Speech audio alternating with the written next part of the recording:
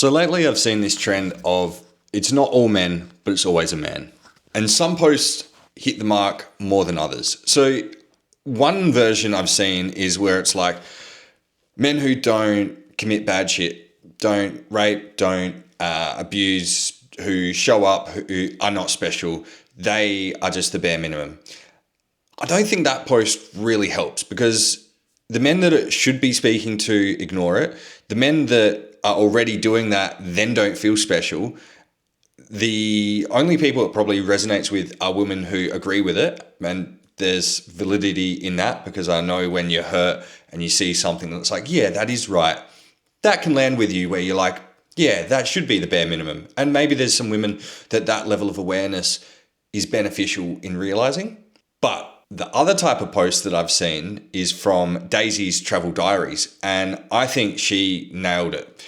So she didn't just say, it's not all men, it's a man, but she went on to actually share examples of when she's been at the detriment of men while traveling. And her sharing some of the things which, in all honesty, like, say if you've been doing some inner work, you have a good quality of character, you're trying to live by a higher level of morality, some of the stuff that she's been through just wouldn't have occurred to me to have happened.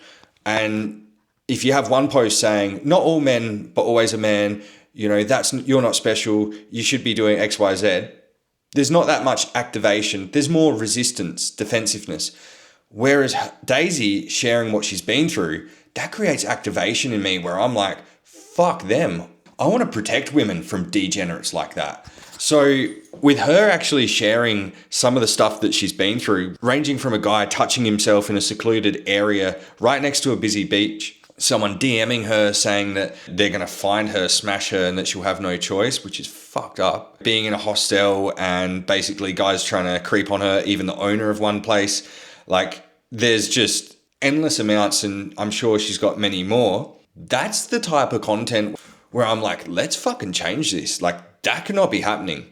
So I think, obviously, good men need to protect women from bad men.